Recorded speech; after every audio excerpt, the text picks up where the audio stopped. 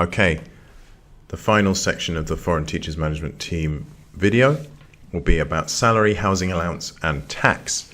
For this section of the video, I suggest that you may want a piece of paper and a pen ready to make some notes about various things to do with salary, housing allowance, and tax in China. The first starting point will be salary, then we'll talk about housing allowance, and in that context we can then talk about tax that might be applied to these things. Then we'll talk about tax receipts. It's a concept that may be quite alien to people who've not worked in China before. And then finally, how housing allowance, tax, and fapiao, which are the tax receipts, how these three things can interact to cause some problems in China. So, first, salary. Your salary will be paid on the 12th of each following month. So, for example, your first salary for the month of September will be paid on the 12th of October, which means you're waiting for over a month before receiving your first paycheck. Your salary depends on your monthly attendance form. So, for example, if your monthly attendance form for September is filled out in full, then you will receive your full salary for September. Attendance should be confirmed through your specialist, your contact teacher, and you. This was something we were discussing earlier. So your specialist will seek the completed attendance form from your contact teacher, which we would expect to be confirmed and signed through you. If there are any absences on that form, then specialists should check that with you to make sure that those absences are correct. All of this will be coordinated by your specialist and then used to calculate your salary every month. Next is housing allowance. Again, like the salary, your housing allowance will be paid on the 12th of each following month. So your housing allowance for the month of September will be paid on the 12th of October. So your housing allowance can be provided tax-free. This is a privilege of foreigners working in China. This is not something that your average Chinese person will be able to get on their contract. When getting your housing allowance paid tax-free each month, you will need to supply certain things. So the first thing is a photocopy of your rental contract. This is required for the first month when you are getting your housing allowance paid tax-free. In addition to that, you will need to submit tax receipts at the start of the following month for every month when you receive housing allowance. So for the month of September, you would need to submit a September tax receipt at the beginning of October, and then you'd be paid your September housing allowance tax-free on the 12th of October. Moving on, tax. So tax in China is deducted when your income is paid. So it will come out of your pay before it hits your account, and it is deducted when we calculate your income at SDE. So all foreigners will get the first 4,800 RMB of their income tax-free. In addition, any social insurance contributions, which will be explained in later videos, will be made before your tax is deducted. So there will be just under 200 RMB deducted from your salary every month to pay for social insurance, and that's deducted before tax is calculated, so you won't be taxed on that money. Any other allowances that you might receive, like a housing allowance, will be taxed as normal if tax receipts are not provided. So, as I was discussing on the previous slide about housing allowance, there is something called a tax receipt that needs to be received every month. If this is not received every month, then when your housing allowance is paid, your housing allowance will be lumped in with your salary, and all of that money will be taxed together. So, moving on. Tax is reasonably complicated and can be quite confusing. You'll see all of the numbers on your payslip every month after you're paid, but it's really important, I think, here to take you through an example of how to calculate tax in China. So in this example, we're going to use a sample income, sample salary of 9,000 RMB. So we can work out the tax for this 9,000 RMB by first deducting the tax-free allowance of 4,800. Then deducting the social insurance contributions, and here's the number for this year. Then we would take off any other deductions. So for example, if you'd missed some classes, there would be certain deductions for that. In this case, we're going to assume full attendance, so there'll be no deductions for attendance. So based on this, we can calculate the total taxable income. In this case, it's 4,005.44. So we'll take that number forwards to the next step. Step 2 here, identifying the tax band. So our total taxable income up here is 4,005.44, which puts us into tax band 2. The tax rate here is 10%, and then you'll see this number here, which is an adjustment. I'll explain that on the next slide. So we've got those numbers taken forward, our total taxable income, our tax rate over here, and the adjustment. How do we then calculate the total tax that needs to be paid? So first, calculate the tax. We take 10% of this 4,005.44, gives us 400.54. Once we have that, we need to make our adjustment. This adjustment here is put in place so that when you move from one tax band to another, you don't have sudden leaps in the amount of tax that you're going to pay. So if you go from a tax rate of 10% to 20% and you don't have an adjustment like this, then you'll find that you just earn 1 renminbi more per month, and suddenly you're paying a lot more in tax, which would not be fair. So these adjustments make an allowance for that so that the transfer between the tax bands is not so drastic. In this case, once we take this adjustment out, we get a final total tax to pay of 295.54. Okay, so moving on. Tax receipts. I've mentioned these already, and you're probably worrying, okay, he said if I don't get a tax receipt, then my housing allowance is going to get added on to my salary, and then I'm going to get taxed on everything. So you're probably anxious to find out a bit more about tax receipts right now. In China, these are called fapiao. So any allowances, like an allowance, will be taxed as normal if tax receipts are not provided. This is the statement I made earlier. So what are we going to do? So what's a fapiao? What is a tax receipt? So this is a kind of official tax receipt. It's issued through the tax office, or it is issued with the authority of the tax office or the tax bureau. And it confirms that a transaction has taken place and that tax has been paid accordingly, according to the law. So why would I need one? What am I going to use it for? So fapiao or tax receipts are required when you're making any kind of reimbursement for a company. So for example, housing allowance or your residence permit fees. At some point you will pay to get your passport with your residence permit in it. You will receive a fapiao. You'll receive a tax receipt confirming that you've paid 400 renminbi or 800 renminbi for your residence permit. You'll bring that back to SDE and you'll use that to reimburse that money. So every month when you seek to get your housing allowance paid tax-free, this needs to be calculated as a reimbursement. In order to do that, a tax receipt or a fapiao has to be provided. So here is an example of a fapiao or a tax receipt for housing allowance. And there are 3 main things to focus on here, which are already highlighted in yellow, but I'll re-emphasize them. Number 1, your name, your full name, and it needs to match your passport, because your passport is going to match your bank account and it's going to match your contract. So if you're going to be paid according to this housing allowance tax receipt, it needs to match up to your identity with the company.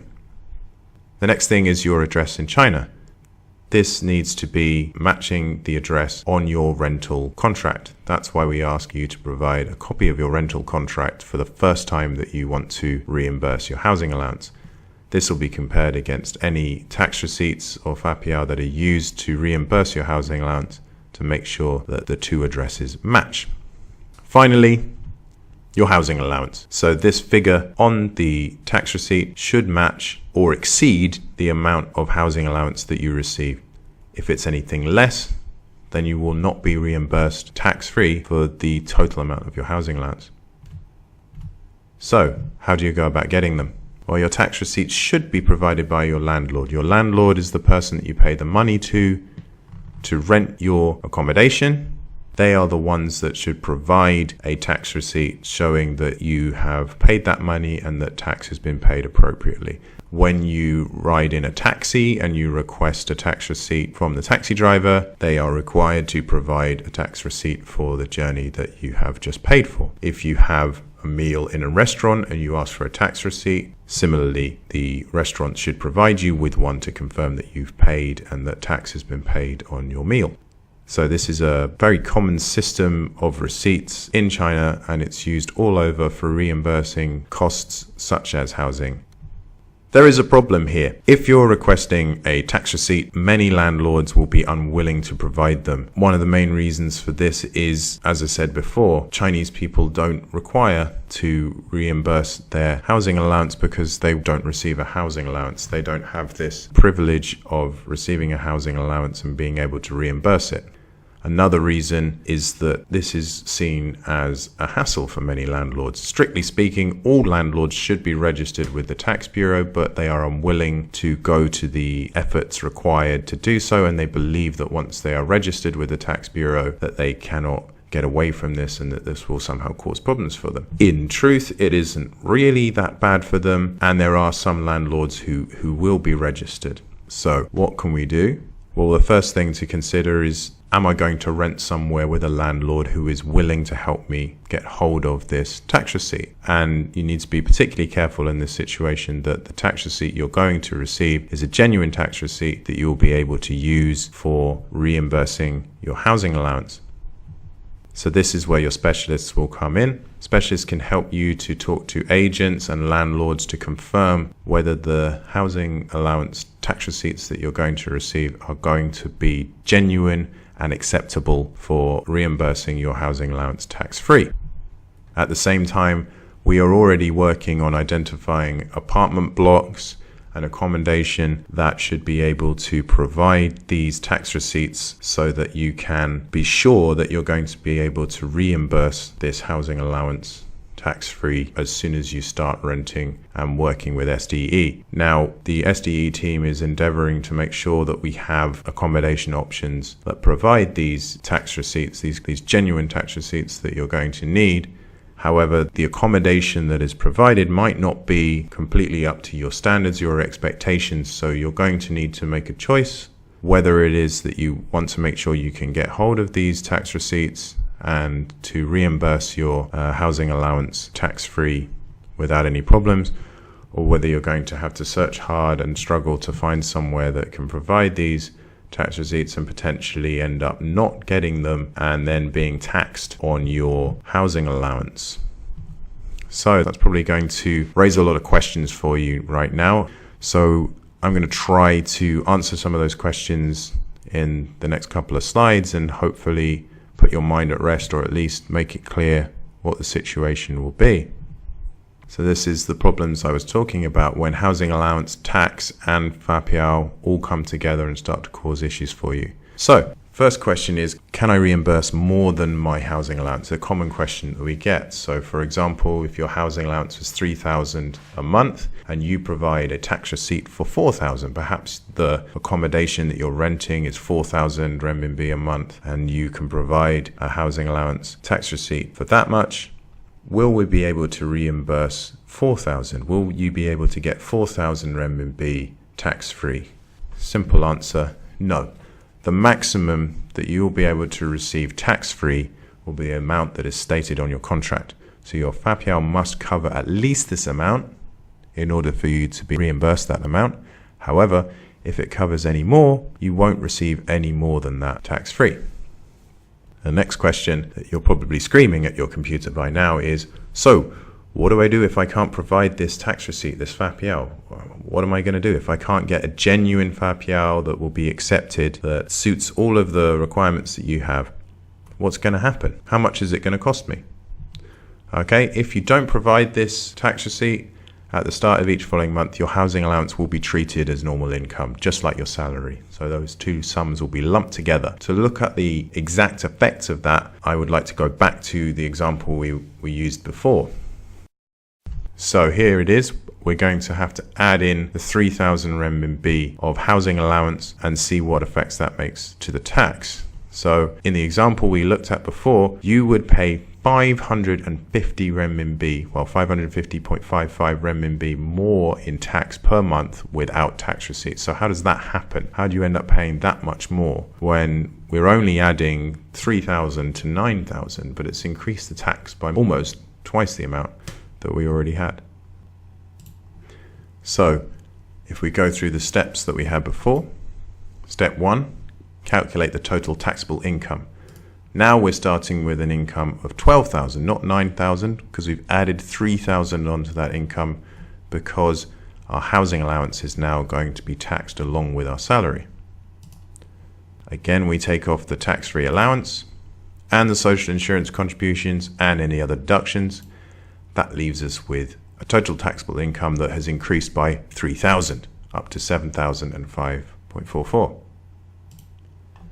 With this total taxable income of 7,005.44, we are moved into a higher tax band. So our tax rate is now 20%, but as a result, the adjustment that we see is much greater, this 555. So with this increased tax rate and adjustment, we move on to calculate the total tax that needs to be paid. The tax rate is 20%. 20% of this 7,005.44 is 1,401.09. We then remove this adjustment of 55. That takes us to 846.09. And that is the total tax to pay. So you can see that is a vast increase on the amount of tax we were paying when our income was only 9,000. If we make a comparison between the two situations, one where we have the tax receipt and one where we do not, then we can see the difference, the extra tax that we're going to pay. So first of all, when our total taxable income was 4,005.44, our total tax payable was 295.54. And when we increase by 3,000, our tax goes up by how much? Well, the difference is that 550.55 that we mentioned earlier. So that's 550.55 every month in extra tax that we'd have to pay. And over the course of the year, that's going to be more than 5,000 renminbi. So it's clear that you want to be engaging with this problem before you come to China, talking to your specialist about what accommodation options there might be for you coming here that will guarantee that you can get hold of the tax receipts and that you can avoid paying this extra tax every month. Once again, if you need to contact anybody regarding these things, we have the contact details here. So your specialist, you can contact Chloe or you can contact me. And again, your recruiter will also be able to help. Okay, that's it for this video. Up next, we're going to be talking about the academic management system.